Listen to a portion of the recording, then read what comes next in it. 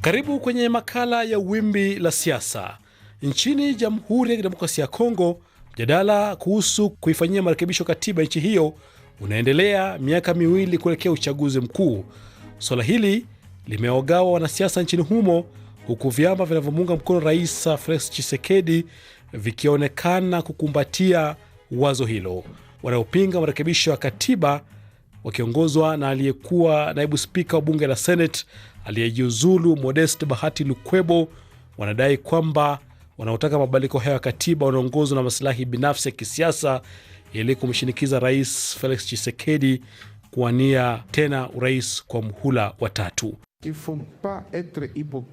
Uwa mnafiki, ukipenda kiongozi wako lazima umwambie ukweli. Nchi haina tatizo la maandiko ya kisheria, bali lina tatizo la viongozi ambao wanatakiwa kutekeleza na kufuatisha maandiko ya kisheria yaliyopo. Mijadala yote hiyo ni ya kisiasa. Hawataki kuniambia wanachotaka, watuambie tu kwa uwazi. Wale wanaotakiwa kuilinda hii katiba, wale wasiosifu na kuitetea, siku chache baadaye wanaamka na kusema kwamba imekuwa mbaya. Tushike lipi, lile walilosema mwanzo au hili wanaosema sasa? Tunajua kwamba tunajiandaa na familia yetu ya kisiasa inadhaminiwa na uaminifu wa sehemu kubwa ya wananchi. Tufanye kazi ili tuweze kuendelea na hatua hii. Ukweli ni upi kwenye mpango huu, na je, utafanikiwa? Mimi ni Victor Abuso. Tusaidia kutathmini kwa kina na ungana naye Emery Damien Kalwira. Yeye ni kiongozi wa muungano wa vyama vya watu wa Kongo, Coalition du People Congolais, akiwa jijini London. Karibu sana kwenye Wimbi la Siasa. Asante. Lakini pia kutoka mashariki mwa DRC tunaungana naye Siraji Nyalamba, ni rais wa chama tawala cha UPDS katika mkoa wa Kivu Kaskazini. Karibu sana bwana Siraji.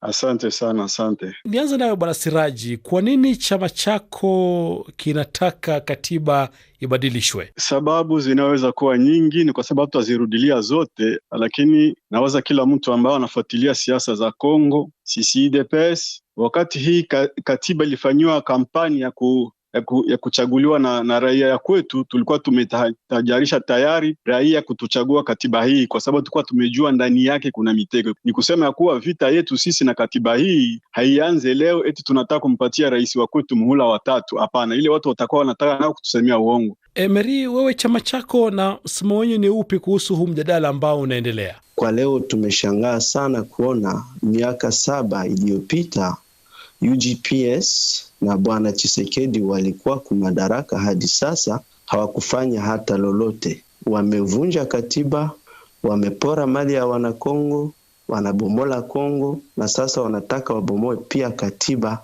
ili wazingatie kiti ya uraisi, na hiyo tunaikataa. Kipengele 220 ya katiba ya Kongo inakataza bwana Tshisekedi, inakataza bwana Augustin Kabuya na bwana Andre Mbata waguse katiba ya Kongo. Na ndio maana Coalition Populaire tunashimama na tunasema hiyo katiba haitagusiwa.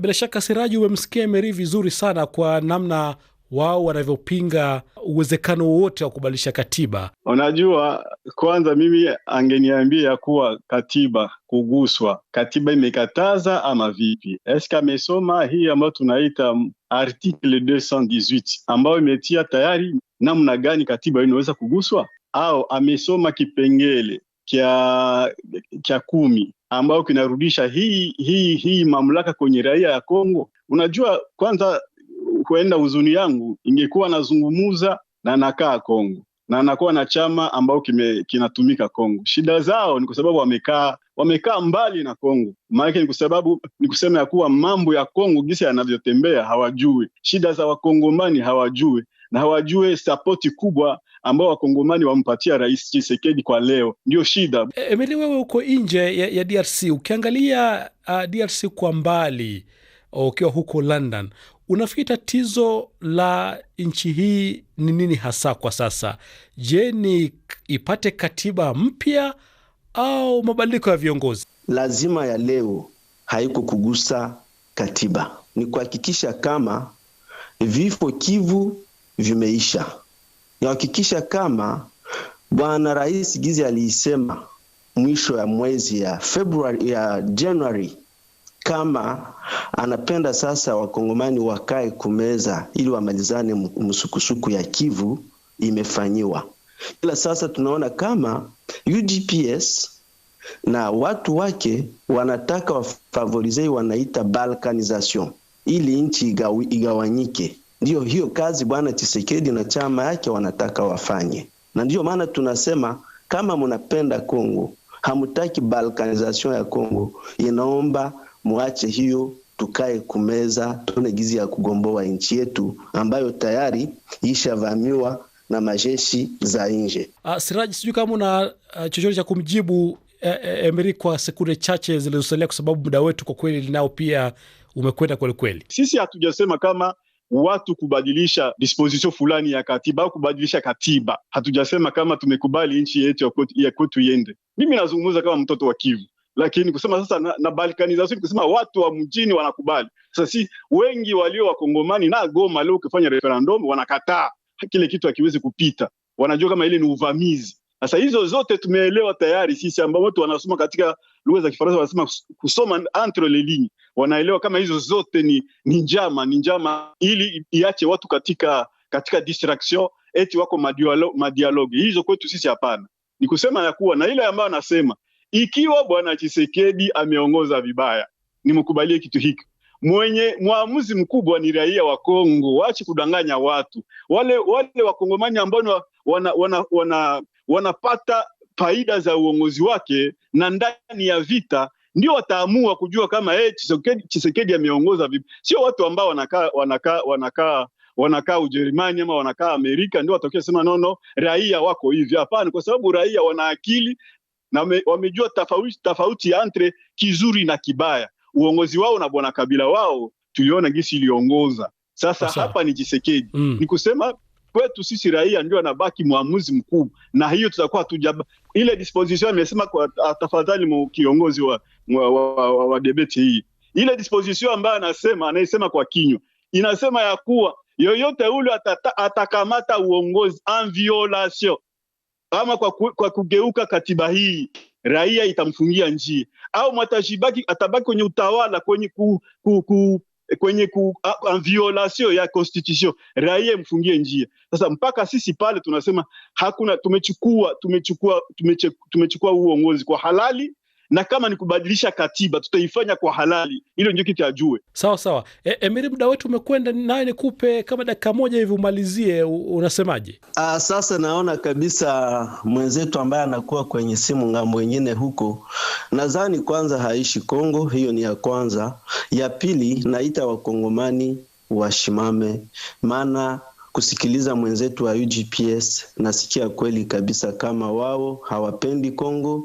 Wao wanataka Kongo ikufe, Kongo iende kumkono ya adui. Maana wangekuwa wanapenda Kongo, akisema referendum inaomba wakongomani wote wa majimbo zote waseme, ama majimbo nyingi leo ziko chini ya uongozi wa adui wa Mnyarwanda. Na kwa hiyo moja tunaona kama UGPS haina hizo zamiri, na ndio maana tunaomba hasa wakongomani wamshimamie Bwana Rais Tshisekedi, washimamie UGPS, tuanze maandamano ili wasiweze kugusa katiba na tuweze kugomboa nchi yetu ambayo inavamiwa.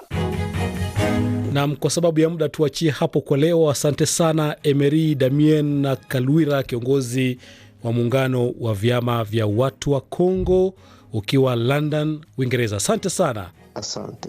Na kushukuru sana Siraja Nyalamba, rais wa chama tawala UPDS katika mkoa wa Kivu Kaskazini, ukiwa kule mashariki mwa DRC. Asante sana. Nashukuru sana. Wale wakongomani ambao wamenijua watashangaa kusikia anasema mimi sikai Kongo. mimi niko Kongo na wengi watakuwa wamemcheka. Asante sana. Msikilizaji, hadi wiki ijayo kwenye makala ya Wimbi la Siasa, mimi ni Victor Abuso. Kwa heri.